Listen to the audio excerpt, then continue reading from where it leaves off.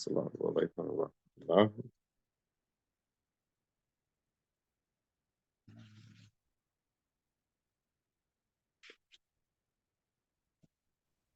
وعليكم السلام.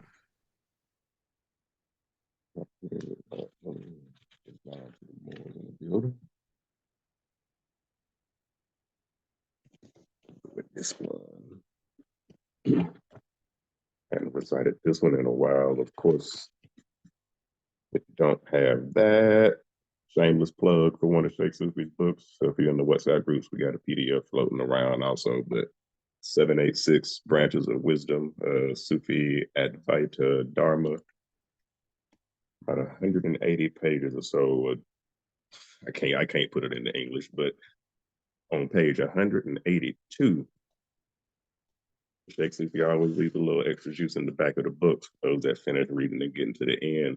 Is one of my favorite salawat prayers on the Prophet, peace be upon him, that honestly, astaghfirullah, I hadn't read in a while because the copy that I had was kind of, I guess it might have left me. It may have been in another book that I had and I let borrow or astaghfirullah, wherever it turned up. I pray that the person gets the blessings from it. But just yesterday, I got this copy as a gift, and lo and behold, from the back, it has that exact same salawat called Darud Taj. So pretty heavy prayer on the Prophet Muhammad, peace be upon him. So we'll open up with a short prayer, dive into it, and chapter 6 of the book with Imam Ghazali is on. Well, the title is Concerning Self-Examination and the Recollection of God. Self-examination and the recollection of God, or studying self to know self, and the recollection of God, or the recollecting and remembering of God. Just like it says so in the Quran, he who knows himself shall know his Lord. I mean, أعوذ بالله من الشيطان الرجيم لا حول ولا قوة إلا بالله وهو العلي العظيم. الفاتحة. بسم الله الرحمن الرحيم. الحمد لله رب العالمين الرحمن الرحيم مالك يوم الدين إياك نعبد وإياك نستعين اهدنا الصراط المستقيم صراط الذين أنعمت عليهم غير المغضوب عليهم ولا الضالين. بسم الله الرحمن الرحيم. اللهم صل على سيدنا ومولانا محمد صاحب التاج والمعراج والبراق والعلام دافع البلاء والوباء والقهر والمراد والعلام. اسمه مكتوب مرفوع مشفوع منقوص في اللوح والقلم. سيد العرب والعجم. اسمه مقدس مؤثر مطهر منور في البيت والحرام. شمس الضحى بدر الدجى صدر العلا نور الهدى حافي الورى مصباح الظلام. جامل الشيء شافئ الغمام صاحب الجود والكرام. والله عصمه وجبريل خديمه والبراق مقربه ومئراج سفاره وسدرة المنتقى مقامه وقبى قوسين مطلوبه ومطلب مقصده موجوده. سيد المرسلين خاتم النبيين شرف المذنبين أنس الغاربين رحمة للعالمين راحة العاشقين مراد المستحقين شمس العارفين. Favorite part. سراج الصالحين مصباح المقاربين موهب الفقراء والغرباء والمساكين. سيد الثقلانين نبي الحرمين إمام القبلتين وسيلة في الدارين صاحب قبا قوسين محبوب في مشرقين ومغربين.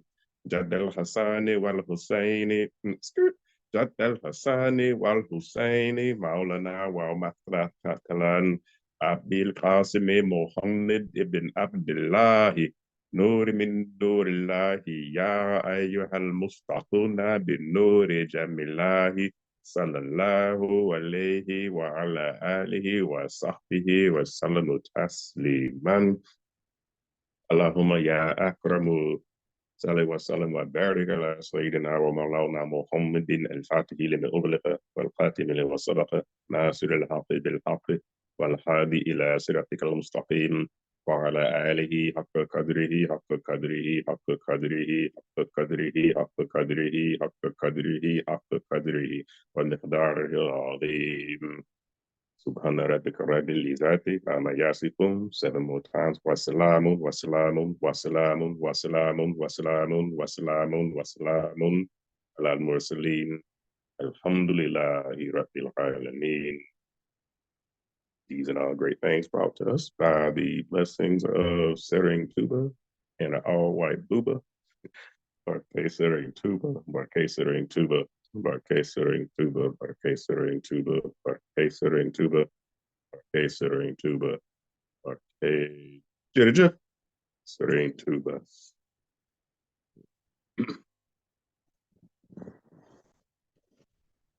Tighten everything back up for those that might have popped in mid-prayer.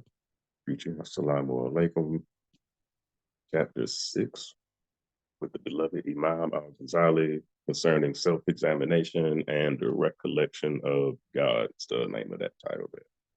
Quran says, he who knows himself shall know his Lord. Get a little Sufi wisdom from that particular Quran verse spelled out on white paper and black letters from the beloved Imam Ghazali. So to start off and frame the first couple of paragraphs in this picture that he's about to paint here, we get a heads up on how to even go about doing what the title says: self-examination and the recollection of God. We get that from all levels of the journey, from Islam to Iman and Ihsan, because with Islam and Iman, there's some self-examination going on there. And then from Islam to Iman is a level up. So it's a little bit deeper self-examination, right? But that Ihsan, knowledge of God, experiential knowledge of God, that full recollection of God that Imam Ghazali speaks of here is happened once the disciple, the seeker, or the murid gets to the station of Ihsan, successfully engaging in the process we get from Cheikh Obama or Jihad al-Nafs, right? It'll make sure that none of us have to behold any of the wrongs that we did on the last day, or to be called for account for anything that we know we shouldn't have done because of now the situation that we're in. Being from, dang, I'm standing before Allah and I'm being fully recompensed for some stuff I know I shouldn't have done. Rewind. Jihad al-Nafs is the process, self-examination, and then attaining the recollection of God. Imam Ghazali gives an example from a different Quran verse when he starts off. Says, "No, old brother." Look at that. I know you don't know our names, man, but he greets us like that. No, old brother, like, please know this, old brother of mine, reading this text that Lord knows whatever time in history you're reading it. But no, old brother, that in the Quran, Allah had said, we will set up a just balance on the day of resurrection, and no soul shall be wronged within anything. Whosoever has bought a grain of good or ill shall then be holded. And it's also written in the Quran, let every soul see what it sins on before the day of account, or let every soul see what it sins on before it for the day of account. So Umar has a different way of wording that. Caliph Umar says, call yourselves to account before you are called to account. Close the book. Self-examination and the recollection of God for the entirety of the time that we're here. Caliph Umar, peace be upon him, is saying, call yourselves to account before you're called to account at that last time where you're not the one calling yourself to account. There's the one calling you to an account, right? So Allah gives us a reminder in Quran says, "Oh, ye believers, us be patient and strive against your natural desires and maintain the strife manfully." Right? The saints have always understood that they've come into this world to carry on the spiritual traffic. Like I have to come here and have to embody these names and titles and attributes of Allah so that I, at the degree that I can possess as much of them as I can so that I can exude them during my time frame here. And if I hit all them vibrations while I'm here, all of those names are from Allah. At least all of them in this little short time I'm here. Ya Allah, please allow me to make it to proximity with whatever name that it is that just hits that vibration. All the saints know that we have to come here and then carry on the spiritual traffic or moving about or a spiritual jihad. And the resulting gain or loss of this battle is essentially heaven or hell, depending on how exoteric it can be explained from a Quranic perspective, or how esoteric it can be explained from like a Sufi perspective. So they have therefore always kept a jealous eye on the flesh, which, like a treacherous partner in business, might lead them to a great loss if they don't deal with them correctly.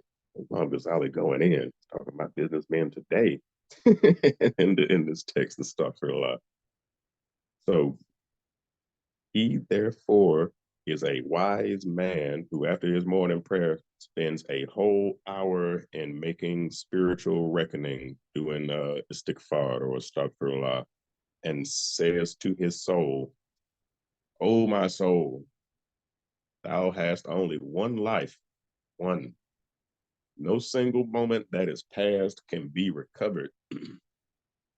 For in the counsel of Allah, the number of breaths allotted to you is fixed, and it cannot be increased. And when life is over, oh soul, no further spiritual traffic is possible for you. Therefore, what you do now, please treat this day as if thy life had been already spent. And this were an extra day granted to thee by the special favor of the Almighty. What greater folly than to lose it, looking at it from that perspective? So, geez, that's some introspection and self-dialogue right there. Imam Ghazali is painting a picture of him talking to himself, or a person talking to himself and saying to himself, bruh, self, you got one life, you got one blink of an existence to be here. Everything you did yesterday, you can't get none of it back. You can't try to make it happen again. It'll never match up. Even the number of breaths that you have during the time you think that you're here in this body or as this body, depending on the person's perspective, it's already fixed. It's determined. You can't even increase the number of breaths that God gave you, because when your last one is up, you were counting. So please don't let that be too macabre and scary for you, but look at it from a different perspective, right? Oh, self, look at today like today was the last day for you to breathe. And when you wake up tomorrow and you realize that you get a chance to breathe again, look at that day as the last day that you get a chance to get up and breathe and do something with yourself, for yourself, to better yourself or to better someone else or another situation. Feed homeless people, feed people, cook food and feed your parents. There's plenty of ways that the self or the soul can be purified in that inner dialogue. So at the top, when he was saying that if a man is wise, if after his morning prayer he spends a whole hour in making spiritual reckoning, or like doing zikr, astaghfirullah, or reading Quran, reciting qasides, just when he finished Fajr Salat, he never got up off the prayer rug until he got done with that. That's also a sunnah that he's hitting at. So it's kind of a message. Because after Fajr, it's sunnah to remain seated on the prayer road and to engage in extra zikr or to read the Quran right until the sun rises. And then there's a I guess what they call a nafila or a optional supererogatory prayer that can be done right then at that point. But going on right then though, everybody else is still asleep. And you woke up because Islam is mathematics and mathematics is Islam at the perfect time to get your wudu in and to make your two rakahs of the morning salat at such a perfect allotment that by the time you got finished, there was a set amount of time left while the sun was still getting ready to come over the horizon. So you're already attuning yourself to get ready to receive some doggone energy that everybody else is still asleep and not attuning themselves to. And as soon as the first ray of light comes over the horizon and hits you in the perfect spot to receive something cosmically, spiritually, etherically that people who are still laying in the bed cannot get at all. So let's just say, like in that hour of spiritual reckoning, like turn inward and then talk to self, give self a little talking to, and then in that talking to, like we'll get to know self, right? Like because the knowledge of self, know myself, know Allah, good to go. Alhamdulillah. At the resurrection, a man will find all of the hours of his life. At the resurrection, a man will find all of the hours of his life arranged like a long series of treasure chests. Some of them I don't want to see open, but they're going to open them anyway, right? The door of one will be open and it'll be seen to be full of light. It represents an hour in which this particular person spent doing good. It's his heart to be filled with such joy that even a fraction of it would make the inhabitants of hell even forget the fire. So there's a second door, depending on what this person's doing during that hour or that time frame between when prayer ends and sun rises up. The door of a second will be open. It is pitch dark within. Don't be afraid. And from it issues such a evil odor that it will cause everyone to hold his nose. It represents an hour in which this person spent in ill doing, and upon seeing it, we will suffer such terror that a fraction of it would embitter paradise for the blessed. The door of a third treasure chest will open.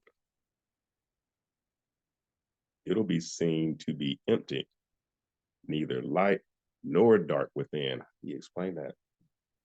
But this represents the hour in which this particular person did neither good nor evil. Then he'll feel kind of a remorse and a confusion like that of a man who's been the possessor of a great treasure and wasted it and let it slip from his grasp because there's literally no thing there, nothing. So thus the whole series of the hours of the life at that day at the last judgment, he's painting this picture is saying that it'll be displayed to a person one by one on his gaze. Therefore, while we're here, we should at least say to our soul every morning, so, hey, wake up. All right. Allah has given you 24 treasures. Take heed and do not lose any one of them, for thou wilt not be able to endure the regret that will follow such a loss. Allah is giving you 24 treasures as soon as you wake up. If y'all don't put them working tools to use, stop for a while. 24 treasures. Take heed not to lose any of them, but use each and every single one of them properly. Alhamdulillah. It wouldn't be right if he didn't put a couple of paragraphs in here that remind me of some Cheikh Bamba quotes and teachings from a few sides here. But he says that the saints have said that even Suppose Allah should forgive you after a wasted life. You will not attain the ranks of the righteous and must deplore thy loss. So keep a strict, watchful eye over your tongue, over your eyes, and each of your seven members. For each of these is, as it were, a possible gate to hell. So there's certain things you can say that can put you in a pretty crappy situation with the person you're in front of. You can look at that girl with the red dress and get caught up because your old lady seen you looking at the girl with the red dress. So watch out, those eyes can put you in a situation where you're gonna be like, bro, I'm going through hell at the mall.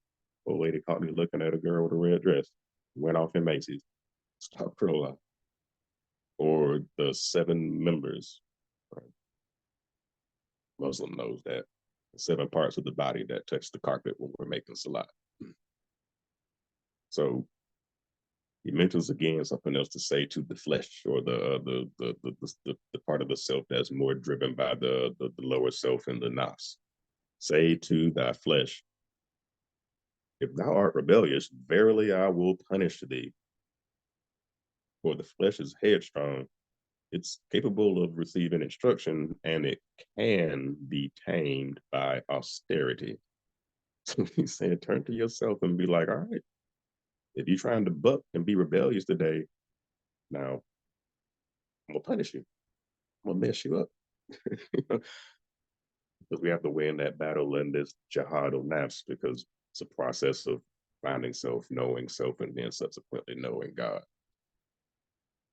After that self-examination, he says, there's an example that the prophet mentions. He says that happy is he who does now, right now is all we got. Happy is he who does now that which will benefit him after death. So from Cheikh Bamba talks about the nafs or the basic drives. They belong also to those creatures, those lower creatures from the lower self, bottom three chakras, bottom three stages of the soul. Please do keep a watchful eye on her, this nafs.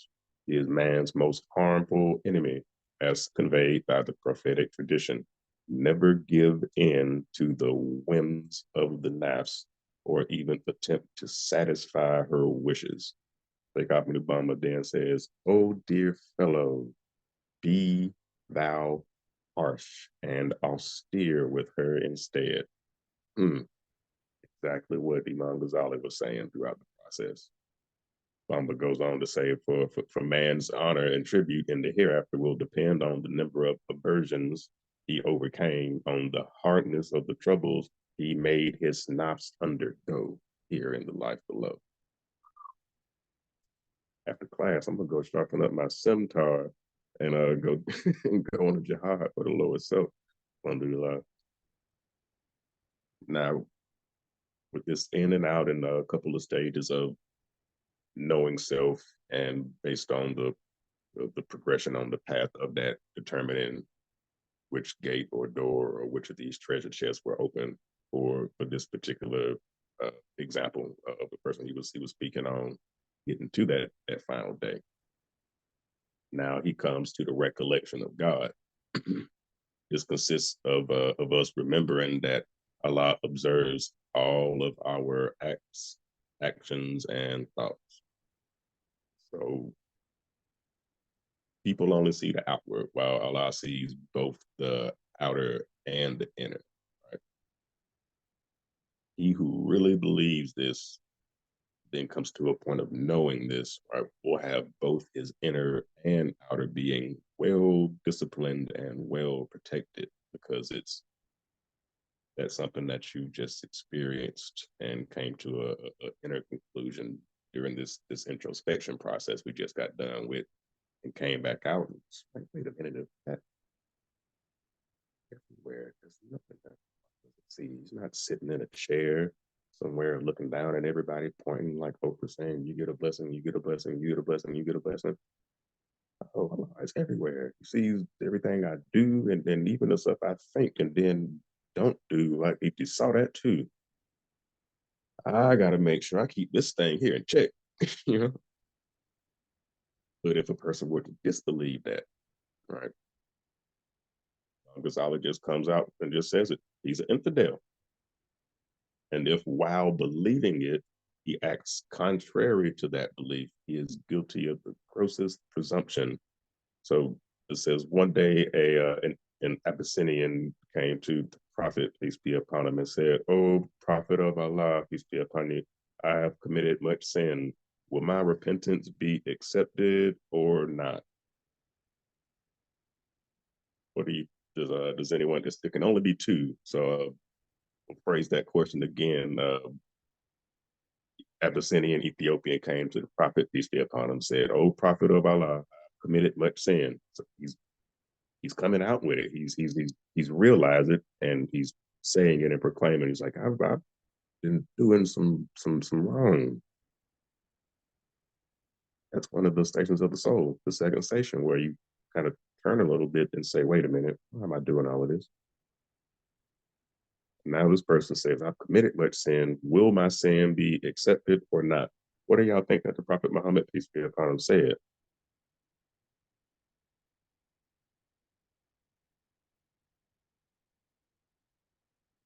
It always comes in threes, so you know you said the same thing three times. But he said, yes, I've committed much sin. But if I turn back to Allah, if I perform tawbah and do istighfar and get back on the path, if I turn myself around and go away from those things that I just acknowledged I was doing, will my repentance, will that action be accepted by Allah or not? Prophet said, yes, yes, it will. But then the person says, well, but Rasulullah, peace be upon you, all the time I was committing sin, did Allah really behold all of that? Did he really see all of that? Prophet Muhammad, peace be upon him, of course he says yes. Yeah, yes, that's the answer. But it says the next sound is that the Ethiopian uttered a shriek, scream so loud and fell lifeless.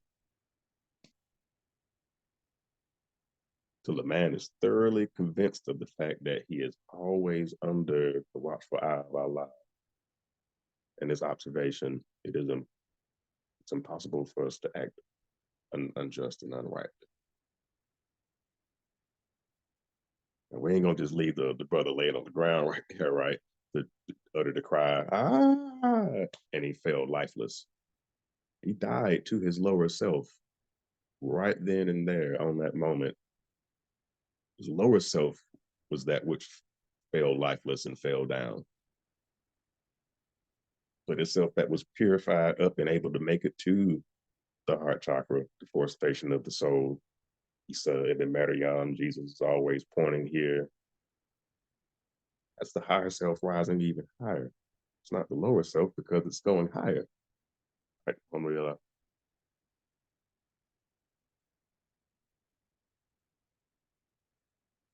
This is a good one. Now, a certain sheikh once had a disciple whom he favored over his other disciples, thus exciting their envy. Stop rolling. One day, the sheikh gave each of them a chicken. I know we've heard this before and told each of them to go kill it in a place where nobody could see them. So he tells a shorter version. Accordingly, each killed its chicken in some retired spot and brought it back, with the exception of the sheikh's favored disciple, who brought the chicken back alive, saying that I have found no such place to sacrifice it where no one can see me, because Allah is everywhere. The sheikh said to the others, now you see this youth's real rank. He has attained to the constant remembrance of Allah. So we rewind back. The sheikh said, go and sacrifice this chicken in a place where no one can see you, where no one can see you. Kulu Allah Ahad. Ahad is one who sees everything. It's a trick question. So this disciple comes back with an alive chicken. And you can only imagine the other two disciples are like, yeah, we're definitely better than him, bro. Yeah, no, we did exactly what Cheikh said. I went behind the house and you went behind the barn and we killed the chicken. Dead people. This guy came back with his alive. Start for a while. So not to say favoritism, so to speak, right? But that one disciple might have been exteriorly and on the inner plane really putting in some work. And the Sheikh that obviously will have that inner sight will be able to see that in that disciple. So he probably already knew that it was going to come back with an alive chicken. When Zulaikha tempted Joseph, so that's a Bible verse reference. I love the comparatives though. When Zuhaila tempted Joseph, Imam Ghazali paints a picture about her casting a cloth over the face of the idol she used to worship because Joseph went about that, right? Joseph said to her, "O Zuleika, thou art ashamed before a block of stone. Why are you covering up a block of stone? And should I not be ashamed before him who created the seven heavens and the earth where that stone came from?" Or a man once came to the Saint Junaid and said, "I can't keep my eyes from casting lascivious looks. How shall I do so? Like how shall I turn it around?" Imam Junaid said, "By remembering that Allah sees you more clearly than you see anybody else. So no matter what it is you're looking at, just know that Allah sees you looking at it." Let's talk for a while. In the traditions, it is written that Allah said, "Paradise is for those who intend to commit some sin and then remember that my eye is upon them and they forbear from committing." Like Ahmadu Bamba says, remembering the attributes of Allah represents the first step towards saintliness, and its giving up is at the height of going astray. Now, Abdullah ibn Dinar, Imam Ghazali goes on, relates, "One day I was walking with the Caliph Umar near Mecca when we met a shepherd's slave boy driving his flock. Omar said to him, 'Sell me a sheep.' The boy answered, 'They're not mine, they're my master's.' So then to try him, Umar said, 'Well, you can tell him that a wolf carried one off, and then he'll know nothing about it.' The young boy tending the flock said, 'No, he won't, but Allah will.'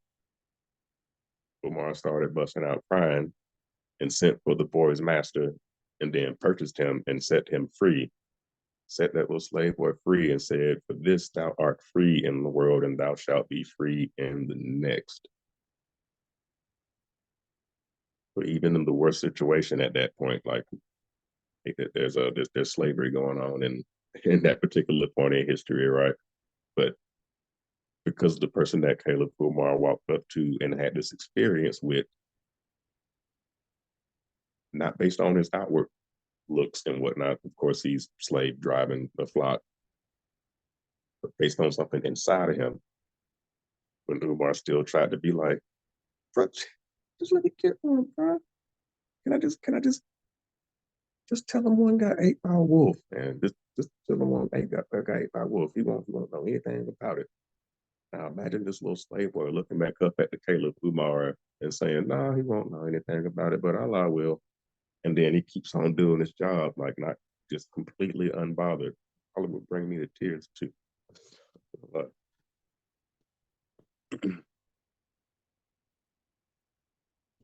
Now, 2 degrees of this particular recollection of Allah. Imam Ghazali says that the first degree is that of those saints whose thoughts are altogether completely absorbed in the contemplation of the majesty of Allah and have no room in their hearts for anything else. All right. And this is the lower degree of recollection for when a man's heart is fixed, his limbs are controlled by the heart, that they abstain from even lawful actions. So in that particular degree, he doesn't have any he doesn't have any need for any device or safeguard against sins. Because if we come back to this first one where there's this constant remembrance here, his heart is fixed on that. So his limbs are going to act on that which is fixed in his heart. Reverse, astaghfirullah. If that ego, if that lower self, if that nafs is allowed to rise up uncontrolled and unpurified and uncleansed, and it starts to act from there, and it fixes itself in the heart and says, it's me, I'm God. Astaghfirullah.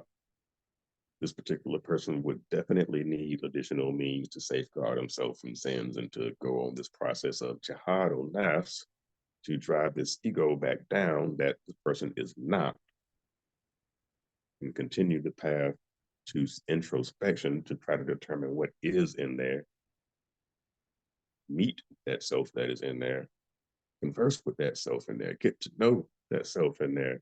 And as soon as you know that self, Allah, Allah, Allah, Allah, Allah, Allah. So this kind of remembrance of the first whose thoughts are completely absorbed, but they're still functioning as a being during the time that they have here, and they're not doing anything that could hurt or harm them in this process.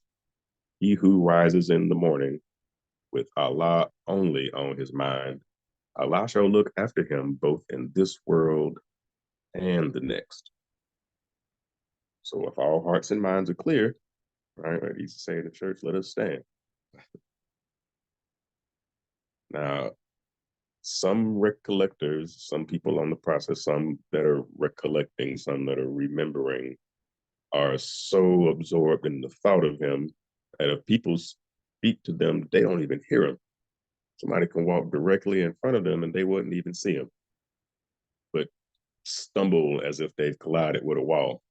Like they wouldn't realize it until it was too late. A certain saint relates as follows: one day I passed by a place where archers were having a shooting match, and some way off, a man was sitting alone by himself. I approached him and attempted to engage him in talk, but he said, the remembrance of God is better than talk. So I attempted again, and I said to him, hey, are you not lonely? He said, no. Allah and two angels are with me, pointing to the archers. So the person asked again, well, which one of them has carried off the prize? The Sufi saint just sits there and doesn't point, and he just says that one, the one who Allah willed to walk off with it. So then the person tried again, as he's still asking him questions, like he done bumped into Kidder almost, right? He's asking him again, all right, all right, all right. So this path you're on, like, where does this road come from? Like, I gotta find out where it comes from so I can get on it. Upon which now this person is lifting his eyes up to heaven and says, Ya Rab, oh Lord, many of thy creatures hold one back from the remembrance of thee. He was crying out, oh Allah, he's getting in the way of my remembrance of you. Alhamdulillah. Does Imam Ghazali get these from? How many saints has he got to? The best teacher is experience, and meditating on the signs of Allah and how to gain the experience, I guess, is why he's painting these pictures. Now, the Saint Shibli once went to see the Sufi Thawri. He found him sitting so still in contemplation that not a hair on his body moved, not one. So he asked him, Thawri, where did you learn to practice such a fixity of contemplation? Are you so rigid? And then Thawri said, from a cat. I saw it waiting for a mouse hole in such an attitude that it was in greater fixity than this. Studying the signs of Allah, even in cat. Ibn Hanif relates, I was informed that in the city of Sur, a sheikh and his disciple were always sitting lost in the correction of God, gone. I went there and I found them both sitting with their faces turned to the direction of Mecca, and I saluted them twice. Assalamu alaikum.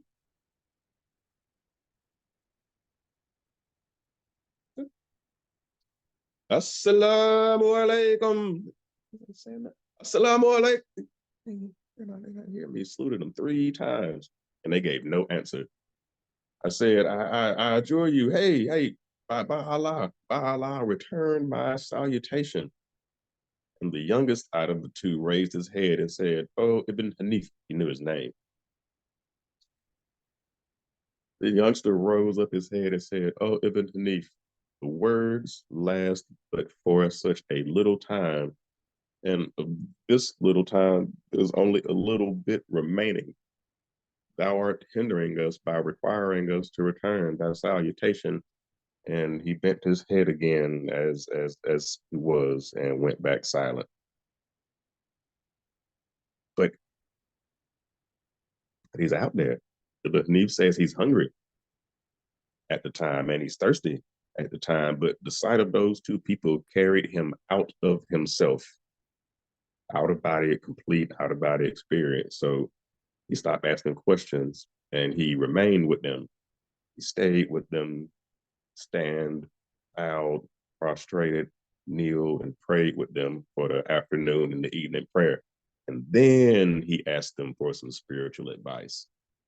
The youngster replied again. It's like the youngster is probably the Sheikh. He said, Oh, Ibn Hanif, we are afflicted. We don't possess that tongue that gives advice. I remained standing there for 3 days and nights, and no word passed between us, and none of us slept, right? It's all that. So Ibn Hanif says to himself, I will adjure them by God, by Allah, to give them for them to give me counsel. He's thinking this. I'm gonna say, by Allah, I demand you or to please give me counsel. So he's thinking this. The younger person answers again. But Ibn Hanif is thinking this. The younger person answers and says, Go and seek such and such a man, the visitation of whom will bring Allah to your remembrance and infix his fear in your heart. And he will give you the counsel which is conveyed by silence and not by speech. So, such is the reflection of the saints, which consist in being entirely absorbed in the contemplation of. Now, remember now, that was just first. There's 2 degrees in this recollection of Allah, and he used Sufi sheikhs and mystics and all of those examples to show how fully caught up and enamored people can be when they really get into this practice while they're in it. Now, second one, the second one's gonna need a cafe tuba break. Stop for a while. I'm gonna run to the coffee maker to pour this last little cup. And the second degree of recollection of Allah is that of the companions of the right hand.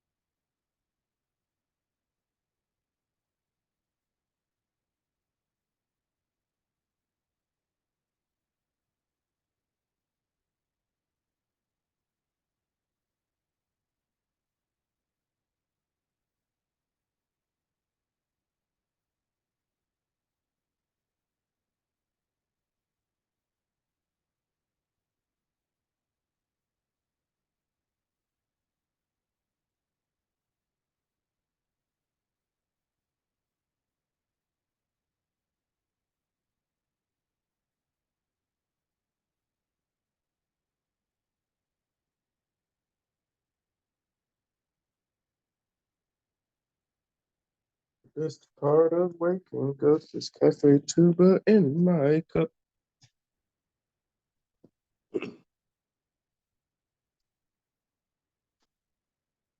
The recollection of God, the recollection of Allah, the remembrance of Allah.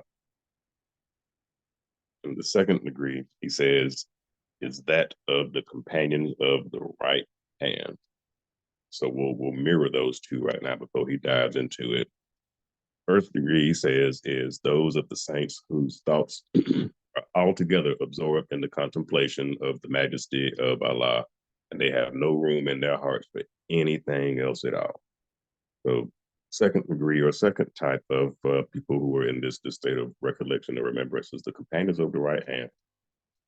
These are aware that Allah knows all about them, and they feel abashed in His presence, like humble to be made humble in His presence. But yet they are not carried out of themselves by the thought of His majesty, but remain clearly conscious of themselves and the world. They know that Allah knows every single thing about them and knows that He is everywhere, but they don't get drunk. They don't get caught up in I don't want to say higher levels than one should, but hey, they say zikr is quicker than liquor. That's all I got to say. But he explains their condition, right? First degree of those who are always caught up or always fully and completely absorbed in the contemplation, remembrance of Allah and His majesty in every single area that they see and lay their eyes on it. Second, these people, he says, the condition of them is like that of a man should be suddenly surprised in a state of nakedness and should hastily cover himself, while the other class resembles one who suddenly finds himself in the presence of the king and is confused and is awestruck. The former, or the first subject, every project which enters his mind goes through a scrutiny, where at the last day there'll be three questions that'll be asked, regardless of which one of those two degrees that the person is at. Depending on what the actions is, the actions are or were in this case, because now he's bringing us to a last day framing here. There'll be three questions asked when we're opening these treasure chests of those 24 treasures, those 24 hours that'll be popping up and just be showing us everything that we did during the blessed time that Allah gave us, and we get to see some things like, I remember ooh, you saw that? Saw that. First question is going to be, why did you do this? And the second question, in what way did you do this? And the third would be, for what purpose did you do this? The first question will be asked, why did you do this? That'll be asked because man should act from divine and not merely satanic or fleshly or lower self impulses from any of the four enemies. If this question is satisfactorily answered, if it's answered good, the second question, well, in what way did you do this? The second question will test in what way the action was done, whether it was wisely, carelessly, negligently, so forth. And the third, whether it was done simply to please God or to gain the approval of men. Like a good way to keep stuff in check with that one in regards to those, and all three of those questions is from a Bible verse, right? Am I now seeking the approval of man or God, right? Or am I trying to please man? If I was still trying to please man, I would not be a servant of Christ. And ask themselves. So if man understands the meaning of those questions, he'll very likely watch over the state of his heart during the time frame he's dwelling in it, right? Because if Allah don't fit in the heavens or the earth, it's in the heart of the true believer. So you'll watch over that, clean and purified, polish those windows so that light can reflect out. He would also watch how he entertains his thoughts, which are likely to end in any type of action, to make sure they end up in one that would benefit him at that point and in the next, which says we should. Imam Ghazali says rightly to discriminate against such thoughts. I mean, it's just very difficult and it's a very delicate matter.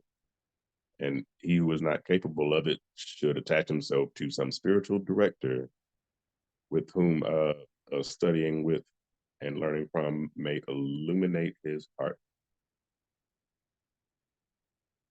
But they say, if you don't have a sheikh, then the shaitan is your sheikh. Somebody says they Sufi but don't have a sheikh, then astaghfirullah.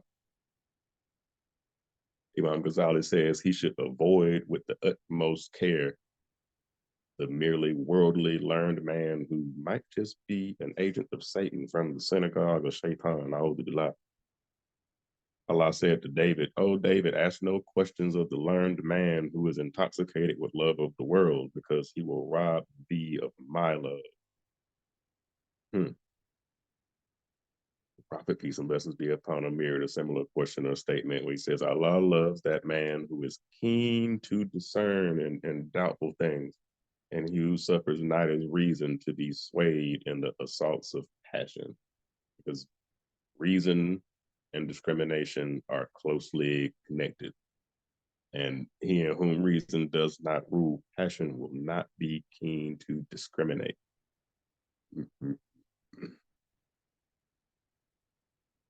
والسماء رفعها ووضع الميزان فلا تطغوا في الميزان وأقم الوزن بالقسط ولا تخرج الميزان. Besides such cautious discrimination, before acting, Imam Ghazali says, before acting, a man should call himself strictly to account for his past actions. Everything he should examine his heart as to what he has done to see whether he has gained or lost in spiritual capital. Have to make sure those karmic balances are always set properly, always balanced, right? And that was that Quran verse, Surah Al-Rahman. And he is in the firmament, he is raised high, and he has set a balance of justice in order that ye may not transgress due balance. So establish weight with justice and fall not short in the balance. Same thing. Before acting, man should call himself strictly to account for his past actions that may be influencing what this present action might be.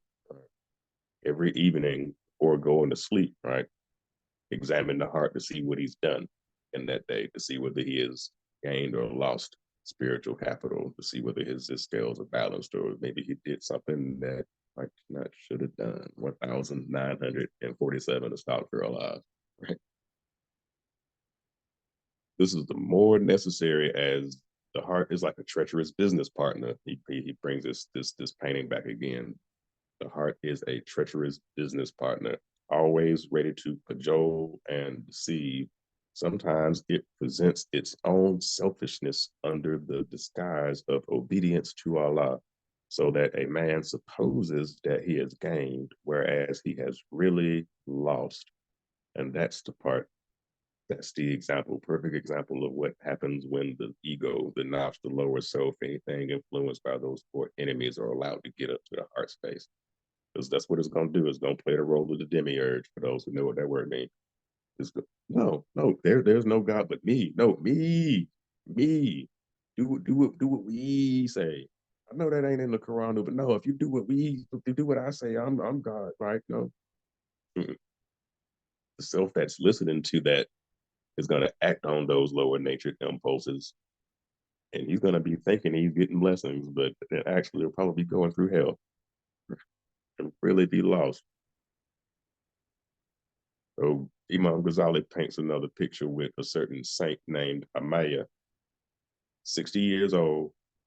He counted up the days of his life, and he found out that they amounted to 21,600 days. He said to himself, if I've committed one sin every day, even if I didn't know about him, if I committed one sin every day, how can I escape from the load of 21,600 sins? He uttered a cry and fell to the ground, and when they came to raise him, they found him dead. Sorry, Astaghfirullah, Imam Ghazali be killing people in the book. Imagine this lower self, the lower self that's trying to present itself as the one that's I might have did them sins, yeah, did them sins, but no, he's trying to look back and analyze, like, even if I did do those sins, like, how can I, how can I account for them? Like, how can I account for them? You're doing it right now, turning around and looking at those things you used to do with a mind state of setting your intention on not doing them again. And at that particular point in time, when you rose up to the next station of the soul, the one that was down here is the one that dropped down dead.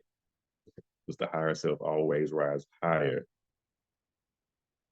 Lower self gets his head cut off in the jihad.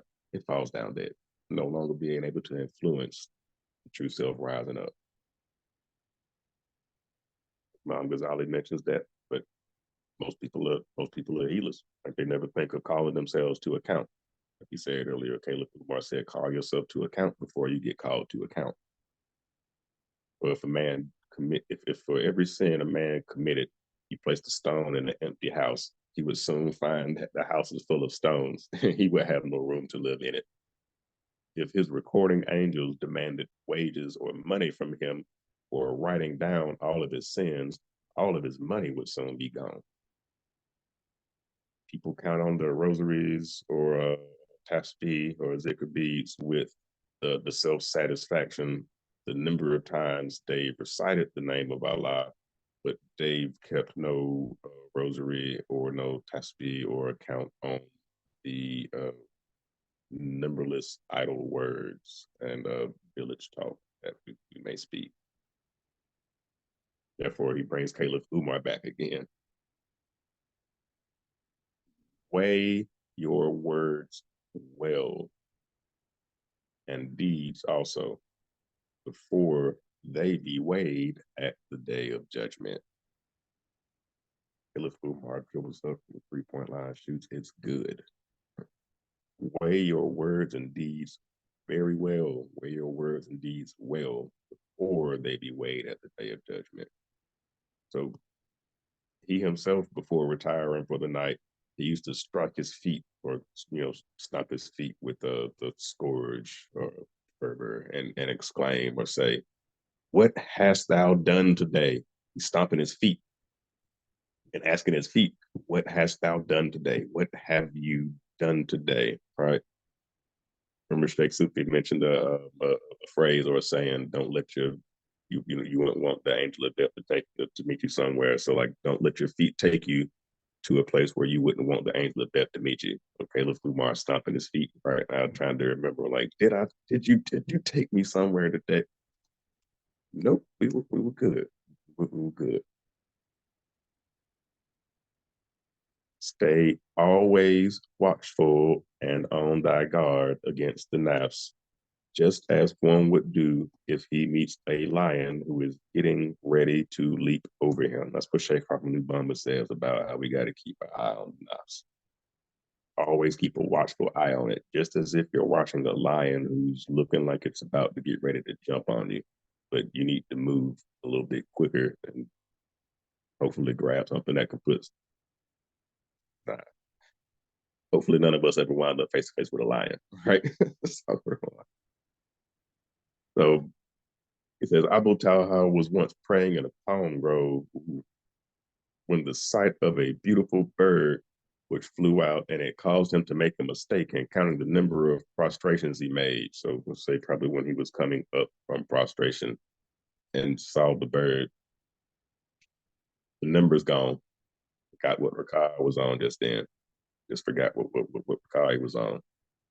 So to punish himself for his inattention, Imam Ghazali says he gave the whole palm grove away because he knew the birds like the palm grove. they distracted him from the salat, so he gave the whole palm grove away. So such saints as that in that example, they knew that their sensual nature was prone to go astray. Like the unless you cut the head off, the knot is always going to try to rise up. So it's always prone to try again. Like, let me see if I can get him to slip.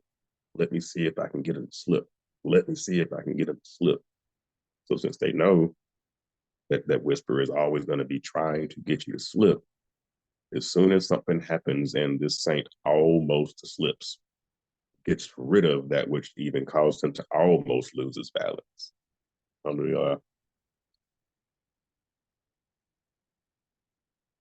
We get a little bit more self-dialogue. Now, if a man finds himself sluggish, like tired and averse from austerity and self-discipline, like I've done every single practice I've gotten from anybody all day today. My vocal cords hurt and my chest hurts. I've been jumping around and screaming and doing my zip. I did everything today, but I'm tired. I'm done. The picture he's painting, the man finds himself sluggish and averse, like and feeling kind of austere from his self discipline. He should consort with one who is a proficient in such practices as to catch the contagion of his enthusiasm. Now, to explain it, one saint used to say, when I grow lukewarm in self discipline, I look at Muhammad ibn Wasi, and the sight of him rekindles my fervor for at least a week. If one cannot find such a pattern of austerity close at hand, then it is such a good thing to study the lives of the saints. Well, alhamdulillah, Rabbil Alameen, one cannot find such a pattern of austerity. Sheikh Ahmadu Bamba, Jerry Jeff, for such a pattern of austerity. And thank you for always being at close hand and close to all of us driving on this path. Imam Ghazali says to study the lives of the saints. Like, it's okay to read them and kind of, you know, feel a little bit of, I don't want to say get caught up in the story and the example of the saint, but study the lives of the saints, right? Because they went through some things. He should also exhort his soul somewhat in the following way. Like he should also do this introspection process, turn around to self and say, self, self say, huh? Oh, stop for a while. Oh, my soul, thou thinkest thyself intelligent, but you get angry when you get called a fool. And what else are you after all? Thou preparest clothing to shield you from the cold of the winter, yet you make no preparation for the afterlife. O soul, O self, your state is like that of a man who in midwinter should say, I will wear no warm clothing. I'm going to trust in Allah's mercy to shield me from the cold. He forgets that Allah, at the same time that he created the cold, showed and endowed within man the way to make clothing to protect himself from it, and provided the material for the clothing. Remember this also, also, that your punishment hereafter will not be because God, Allah, is angry with your disobedience. And don't say now, how can my sin hurt Allah? It can't. It's your lusts, oh soul, oh self. It is your lusts, your lower nature, your poor enemies, themselves, them, which will have kindled the flames of hell within thee, within you. Just as from eating unwholesome food, upset stomach or disease can be caused in a man's body. And because his doctor isn't vexed with him for disobeying orders, the man stays sick. So this is the picture we get painted, like to explain a verse. It's sometimes kind of hard to explain this one, but in its short, Allah says the good comes from me, Allah, and the bad comes from your own hands. And sometimes, someone on the outside of Islam might not quite get that. What do you mean? Like, so when I got hit, like I did something bad? No, no, no, no, no, no. Like, no, you didn't do anything bad. First off, that wasn't bad. But the good is from me, Allah, and the bad is from your own hands. The good, sense perception, there's a mechanism built in that we can determine whether it's hot and cold outside, and we intuitively know how to dress ourselves accordingly. Allah gave us sense perception to determine hot and cold, also provided for us a means of making clothes to either stay warm if it's cold or adjust those clothes so that we stay cool when it's hot so that we can breathe. Shame on thee, O soul. Like, shame on thee, O soul, O nafs, O ego, O lower self, for your overweening love of the world. Astaghfirullah. If thou dost not believe in heaven or hell, at any rate, you have to believe in death. And it's going to come and it will snatch thee from all worldly delights and cause thee to feel the pangs of separation from them, which will be intenser, just in proportion as thou hast attached thyself to them. Why, old self, are you so mad after the world? Hmm. And he's still talking to himself. It's a whole other paragraph. So that introspection can get a little intense. If the whole world, the whole of it, from both easts and both wests, were yours, old soul, old self, and they worship you, yet all of it in a brief second in space would turn to dust along with thyself, and oblivion would blot out thy name and thy existence as those ancient kings that came before thee. But now, O soul, seeing that thou hast only a very small fragment of the world, this little plot of land, this little shiny thing or nice car, I got a small thing on this big thing that we're on. Now seeing that you have a very small fragment of the world, and that of a defiled one, will you be so mad and crazy and insane to barter eternal joy for such a small fragment of a partially defiled world? Because on the opposite side, a precious jewel or a broken cup of earthware, you'd fool around and make yourself the laughing stock of those all around. Not a frame. Cheikh Bamba mentions kind of how we have to look at these sheikhs, these teachers, these prophets, these examples, these messengers, these griots, marabouts. How we have to look at them and self when we're studying what we have in front of us from here up until China, like Prophet Muhammad, peace be upon him, said. According to the masters, religious knowledge is divided into two sorts. It's exoteric and esoteric. Zahir ilm batin. The exoteric one is in charge of improving man's action while he's in the flesh. The esoteric one deals with man's spiritual moods and vibrations that helps to deal with after and outside of the flesh. The first is known under the name of what we call fiqh, or Islamic law, or do's and don'ts, like ways to or not to exude certain attributes that lay dormant within the body. The second one is called tasawwuf, or mysticism. It behooves to any believer to try to comply first with the rules of fiqh prior to practicing tasawwuf. Thence, whoever disregards the legal worship of fiqh and undertakes the practicing of tasawwuf shall perish in this world by the sentence of the doctors of the law, any such that neglects the mystical and inner aspects. If we neglect the inner aspects of the religion, because tasawwuf is the inner dimensions of Islam, and separate tasawwuf from Islam. So if we neglect the mystical and inner aspects, shall perish in the next world, the will of the majestic Lord. So it is considered as compulsory for any servant to combine respect for the established rules of worship, the fiqh or exoteric knowledge, with concern for mystical aspects, tasawwuf, Sufism, and esoteric knowledge, so as to attain the best reward in both worlds. Just into those divine cheat codes, if I've never heard any, huh?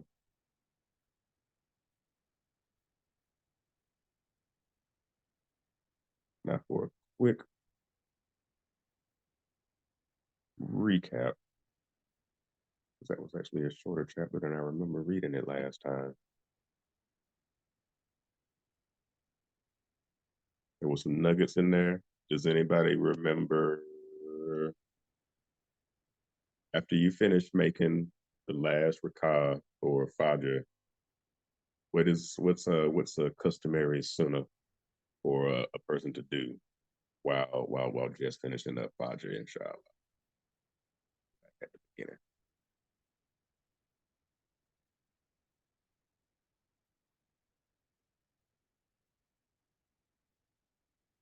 Bismillah. You gotta sit there on your rug for about an hour, for a good hour in remembrance.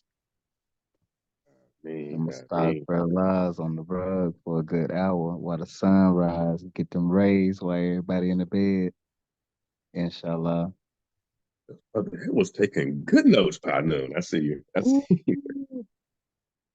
And that particular example, the time slot may have been about an hour, but of course, Islam is mathematics, and mathematics is Islam. Um, inshallah, let's give it a shot tomorrow. Wake up and we'll see. Soon as Fajr hits, get finished making Fajr Salat, and then time between then and when sunrise hits. I think that number shifts and changes throughout the year, inshallah. That might be a good one to study. Let's see.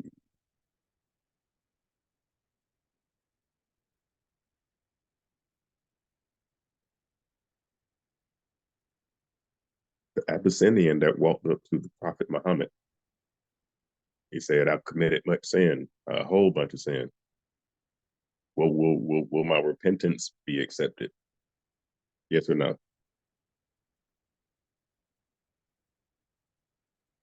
Yes. And that was a good one. Um, because he's realized I have committed much sin. He's not saying I am still committing sin. I have committed much sin. He's looking back at this in the past. Will my repentance be accepted? He just said his intention on repenting and turning to Allah. So as soon as he does so, yes, things will be accepted. The same person says that, well, say he's the one, of course, Allah is always watching. Now, we can't go back to the chicken.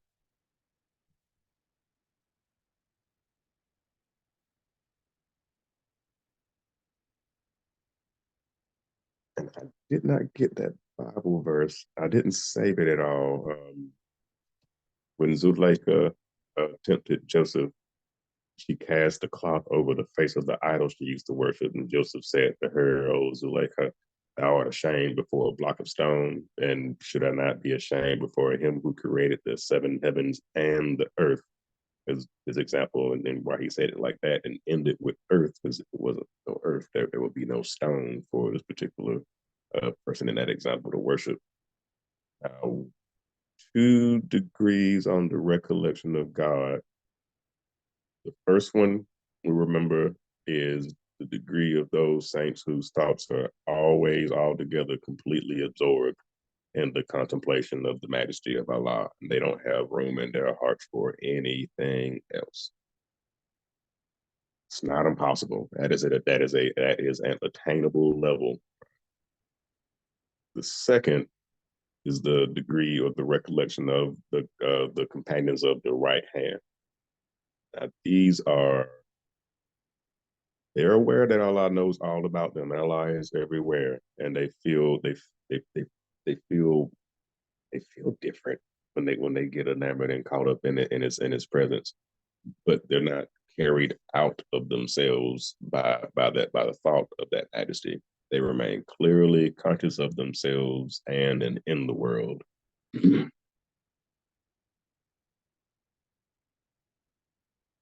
Not to say there's anything wrong with that first degree now, because if you ever been to a Sufi retreat with Sheikh Sufi and that zikr circle starts about 2.5 hours later, we all got to come back down and we all got to fall back into our bodies again. But a little bit later on throughout the day at those Sufi retreats, there's a different type of teaching. There might be a different type of zikr. There might be a kasai read, or there might be a expounding upon a teaching. So at that point, we're listening to, and then we're remembering and feeling, and then knowing. Cheikh just sitting there, just splitting atoms, and every time we split an atom, we find Allah in there. Like every my outlook on everything in creation has to be a lot different now. But then they get up and they carry on within the world without getting caught up in that particular thought. They take it with them, right? They take it with them.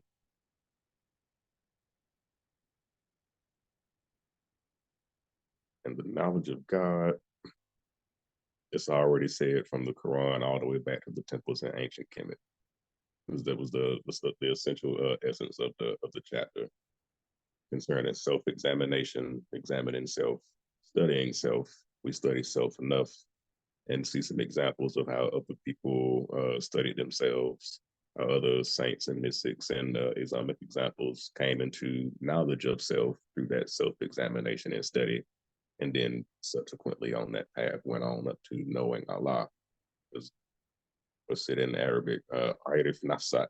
That's arif to know, or arif to know nafsak, your nafs, know yourself. Arif nafsak. Now, this was not in the books, but it took a minute to put it together and translate it, because they say, everything always comes in threes, and we'll give this one, and we may wrap and close. Arif nafsak. Know thyself. Of course, it's on the temples. That's what the pieces of the Harfine Rahim. There's so many ways we can expound on it. But after that, after Arif nafsak, after know thyself, what we're gonna do? Kun nafsak. Kun means to be. All right. So Arif nafsak, know thyself. Kun nafsak, be thyself. That you know who you are now. You know this true self, this light that's on the inside, this essence that can be duplicated by human means. Akmal nafsak. Akmal means perfect thyself. But that perfection only comes when we have union, our higher self and Allah subhanahu wa ta'ala. My seatbelt. Does anyone have any questions at all? Inshallah. Astaghfirullah, Sheikh. Alhamdulillah.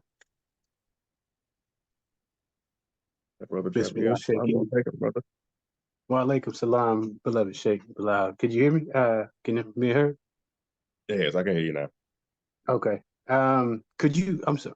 Astaghfirullah. Could you cover that one more time? Because your mic was going a little bit out. And then, is it spelled? The last part, is it N-A-F-SAT, S-A-T, Nafsat? It's going to pay attention. Yes, it's nafsak. The last word is N-A-F-S-A-K.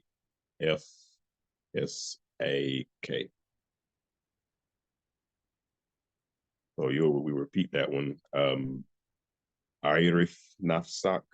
So if we spell it in English, it'll look like A-E-R-I-F. So when you look at it, you'll kind of see Arif nafsak. And that means to know thyself in Arabic. A-E-R-I-F, just for phonetics and pronunciations. Arif nafsak is know thyself. The second one is kun nafsak, from like kun fire kun. So that'd be a Kun, kun nafsak, that same word. That means to be thyself, be yourself. And the third is akmal, which is AKMAL.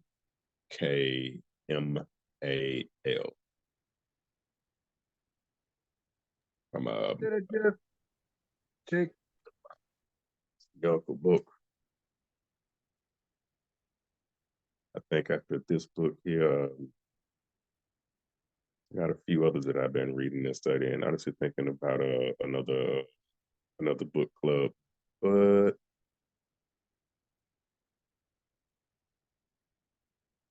I don't know that book. Yeah, I'll just send a message on that one there. The linguistics are gonna help us out on the path, like just like that. How if we were to read that, how we spelled those words out with English letters, it would sound like you were reading Arabic words. That's a whole science, you know, we wasn't able to understand in school about translating, transliterating, writing one language in another language, but using the code from another language to put them all together to make a whole new language. I say that to say it's. I think it is very, very important to at least have like even a working knowledge of the Arabic letters, and for us in the West to even be able to recognize the Arabic letters is magical. Is magical. It opens up a whole other part of the mind that reads stuff backwards that we're not able to use with English. But with a little bit of working knowledge on just recognizing the Arabic letters, or even being able to read a word here and there, see it side by side with the English word in the Quran, you'll start to be able to translate words here and there that you start to hear. A little bit deeper with the language, we can tend to find out that the words can be separated, like Bismillah. Right? When we type Bismillah, it's one whole word, but Bismillah is Ism Allah. It's like it's three words. Ism Allah. But reading it that way gives a whole, I can't even say it out loud. It's a deeper meaning to it. And I do believe that it's time to go ahead and dive on in. We'll remain in the boat with Imam Ghazali up until chapter 8, and inshallah, we'll throw a few book suggestions and topics out for the next run, depending on who else is coming in. But I do think Arabic is definitely going to help us out on the journey, whether we're reading texts from Islamic masters in English, or we get up to a point where we can understand Arabic. Because sometimes you'll see a word written in English and won't have any idea of you know, what it means, you know, what language it comes from. Like, for example, in Arabic, what does the word Rab mean? Like when we say Rabbil Alamin, what does the word Rab mean in Arabic?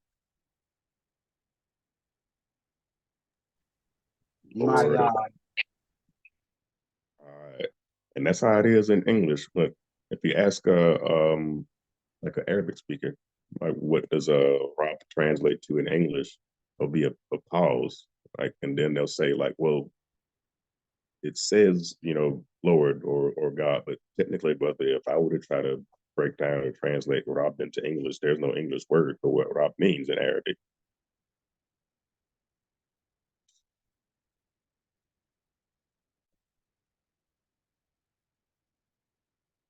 I say this because that exact same science is used in the Qasidas of Sheikh Ahmed Bamba, Kadim Rasul, where at least 12 or 13 different forms of Arabic prose and poetry that we're blessed enough to have in English, because we got some people that can break them down and translate.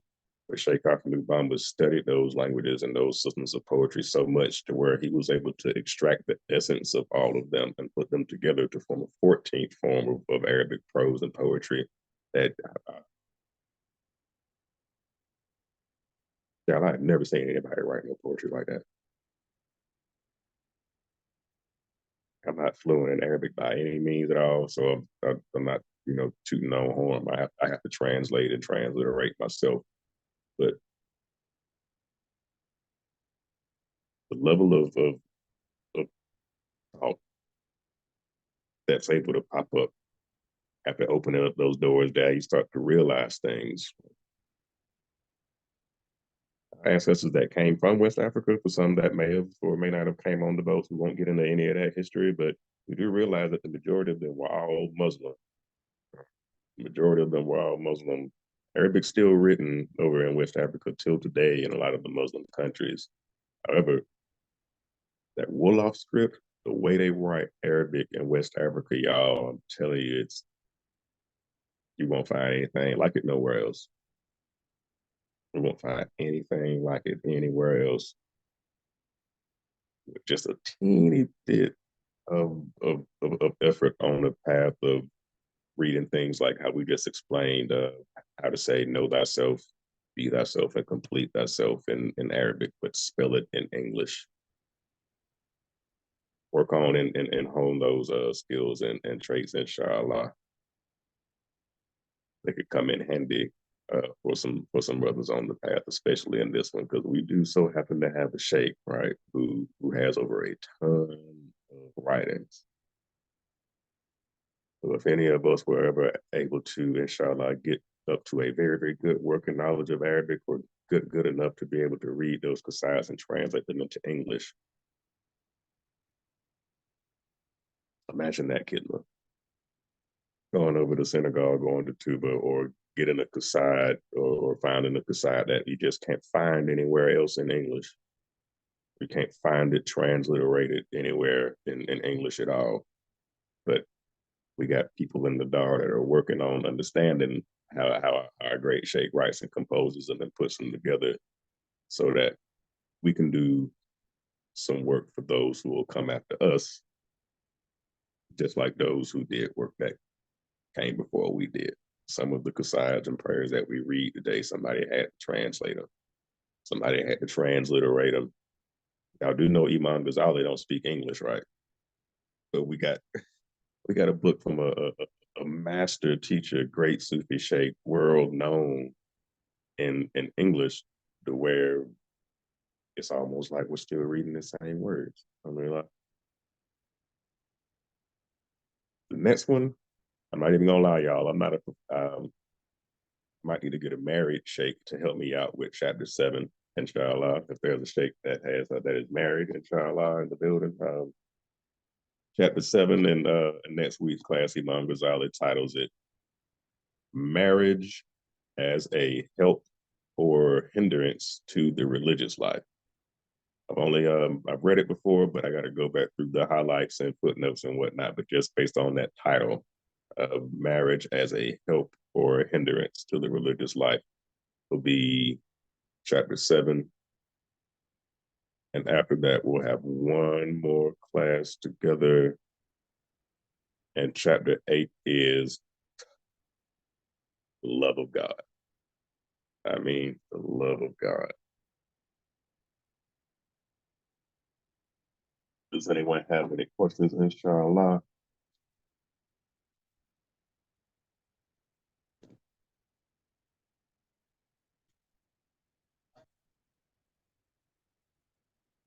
If all hearts and minds are clear, well, yeah, man, yeah. Get it, Jeff, bro.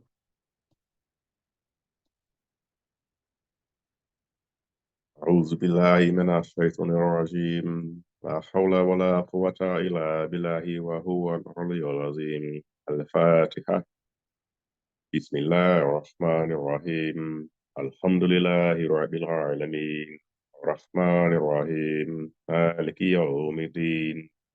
إياك نعبد وإياك نستعين اهدنا الصراط المستقيم صراط الذين أنعمت عليهم غير المغضوب عليهم ولا الضالين بسم الله الرحمن الرحيم ربي بما يشرح لسان قد جاء بجاهية لمن لله كهل جاء ربي بما يشرح لسان قد جاء بجاهية لمن لله كهل جاء حمد من كريم لا شريك له والصدر يوم نورا تنتي ملاء أجيته جلا وما وكاره ماني تكريم هذه وكل من لدى مريا أكمل هابي جامعي كاه رحمة ما يبني أن يشري من القرآن وهو قراء ثم مصطفى من كل ما صدات وتعالى من قطعي من جعل أمدا يا مالك الملك يا من جعل أن قوادير الهم جميع ورا إرهم جميع ورا إرهم جميع ورا يا خادي رداء ما أوت ما قلناها القبض من ذراري بيجا هي لما لله لك جاء اللهم يا أكرم صل وسلم وبارك على سيدنا ومولانا محمد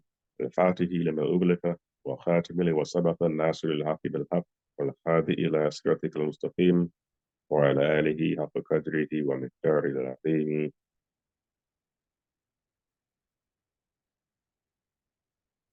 May every single blessing that Allah has for every single one of us be sent down and multiplied by a number that only Allah can count to. Ameen. Until next Wednesday, brothers and sisters, same class, same time, and same link. Reading words of peace. Assalamu alaikum. Until we meet again. Alaikum assalam wa rahmatullah. Alaikum salam wa rahmatullah, Sheikh. Walaikum salam wa rahmatullah, Sheikh. Love it. Shukran. Wa alaikum assalam.